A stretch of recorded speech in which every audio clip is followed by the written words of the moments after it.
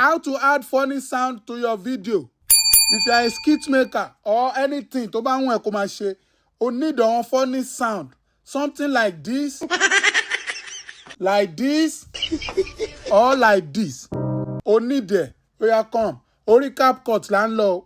Ìwọ tí o bá sí capcut, lọ download ẹ̀. O lè lo InShot náà, but nísìn orí capcut là ń lọ. A dẹ̀ máa ṣe nǹkan tó pọ̀. So without taking much of your time, let's go. Go to your capcut. Ẹ já gbé fídíò tá fẹ́ lò. Ẹ click lórí fídíò yẹn láti inú gallery yín. Lẹ́yìn yẹn, ẹ máa wá sí add tẹ́ ń wò nsàlẹ̀ yẹn. Ẹ click lórí add yẹn. Let's play the video. How to add funny sound to your video. Pause it. Ibẹ̀ lẹ ti máa play. Ibẹ̀ lẹ ti máa pause. Yẹ padà. If you want to play, click play. How to add funny sound to your video. Pause it. You know, instantly bóyá sọ̀rọ̀ yẹn tán, wàá tẹ pause. Then you now come here, audio. For example, o ti gbọ́dọ̀ download sound yẹn ní any social media platform tó bá ti rí sound tó like. Download them. Má worry, video yẹn ò ní hàn.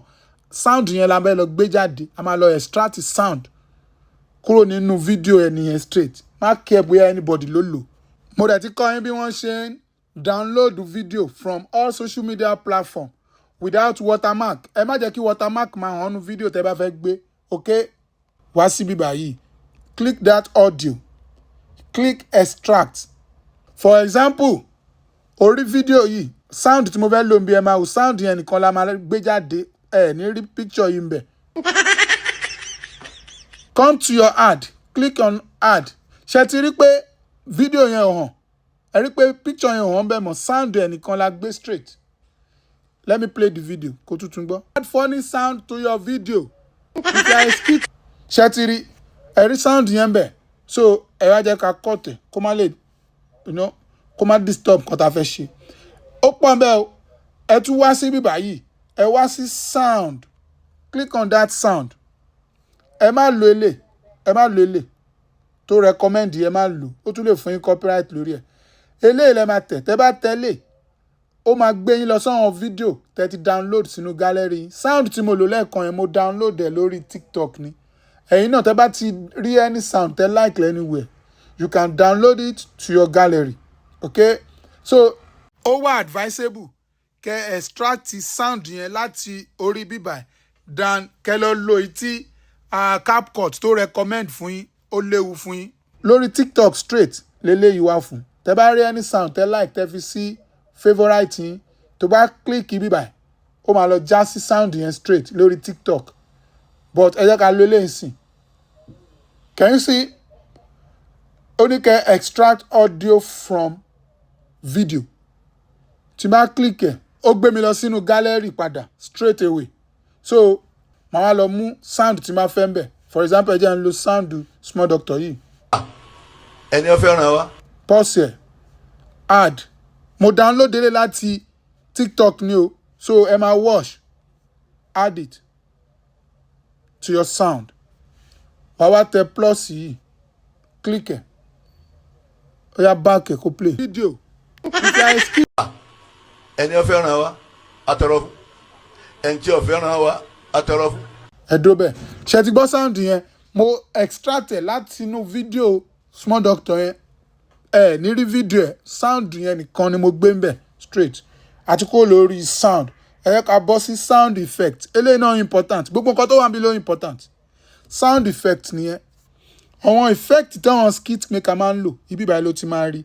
Àwọn effect tẹ́ máa ń rí nínú àwọn fídíò mi tó yẹ pé tí n bá cut kúrò nínú fídíò mi ẹ lè mọ̀. Màá lo àwọn sound effect yìí, màá fi cover. Okay? So ẹ jẹ́ play ẹ̀rọ kankan.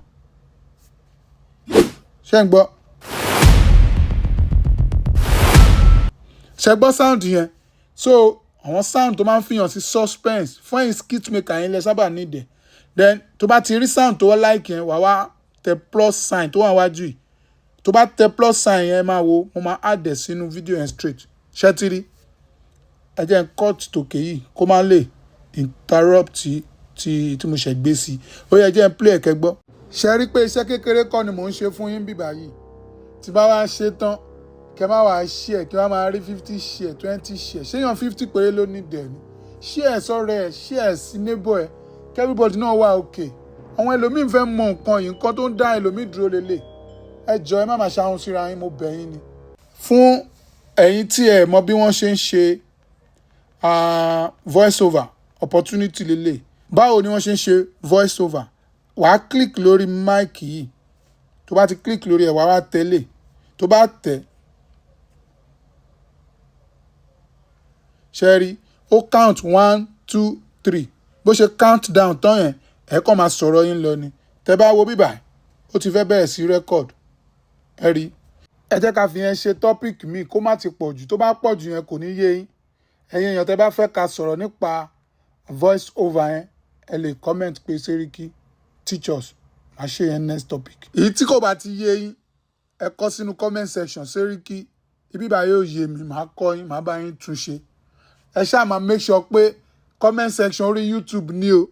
Gbogbo ẹ̀yin tẹ́ wà nínú DM lórí TikTok and Facebook, you are doing yourself. O ò sanwó, wọ́n tún ní o lọ drop comment síbi kan lọ́fẹ̀ẹ́.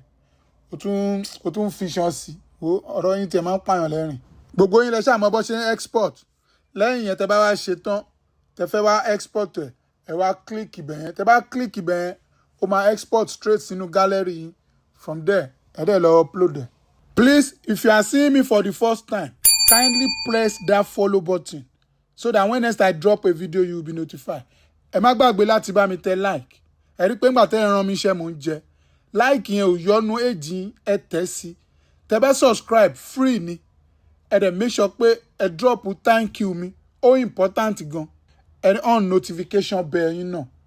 Anybody tó bá ní nǹkan tó fẹ́ bí mi, ẹ drop ẹ̀ sórí YouTube mi ni o. Ibẹ̀ ni mò ń wà active sí dáadáa dancing.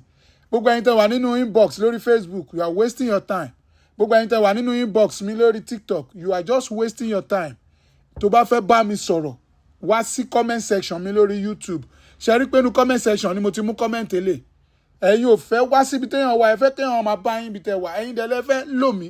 Kò ṣe pé mo fẹ́ gbowó lọ́wọ́ yín, ọ̀fẹ́ ni. Tẹ́ bá fẹ́ lọ báyàn tó fẹ́ ṣe nǹkan fún yín lọ́fẹ̀ẹ́, ẹ kẹ́ lọ bá ibi tó wà nínà.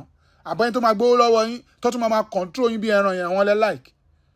Ẹ má jẹ́ ká máa ó dàbọ̀.